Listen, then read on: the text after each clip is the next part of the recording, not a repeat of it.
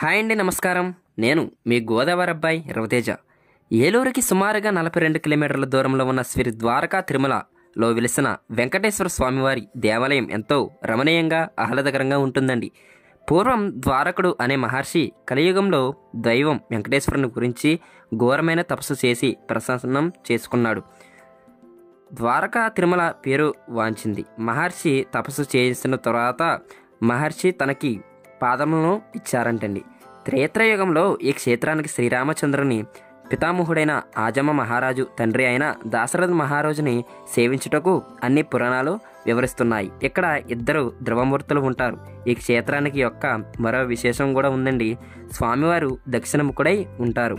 ఈ స్వామివారికి సన్నిధికి కుడివైపున అలవేలు, ఈ స్వామివారి సన్నిధికి కుడివైపున అలవేలు మంగతయ్యారు గారు, అండమవార్ల ఆలయములు కూడా తూర్పుముఖంగా ఆలయానికి దర్శనం అనేది ఇస్తారండి. అమ్మవార్లకు శుక్రవారం నాడు విశేషమైన పూజలు కూడా చేస్తారండి.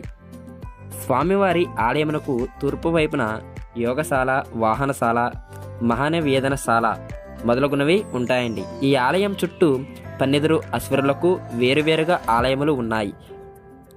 ప్రార్థన మందిరం, 4 దిక్కుల 4 గోపురాలు కూడా ఉంటాయండి.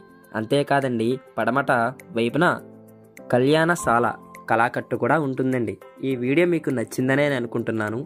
ఈ వీడియో మీకు నచ్చితే లైక్ చేయండి, షేర్ చేయండి, సబ్స్క్రైబ్ చేసుకోండి. మొదటగా వస్తున్న వాళ్ళు గంట సింబల్ కూడా కొట్టండి.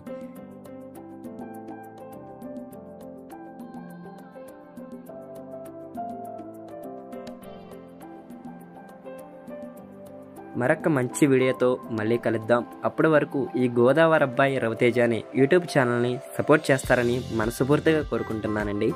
గోవింద గోవింద, ఏడుకొండలవాడ వెంకటరమణ గోవింద గోవింద, చిన్న తిరుపతి వాస శ్రీ వెంకటేశ గోవింద గోవింద.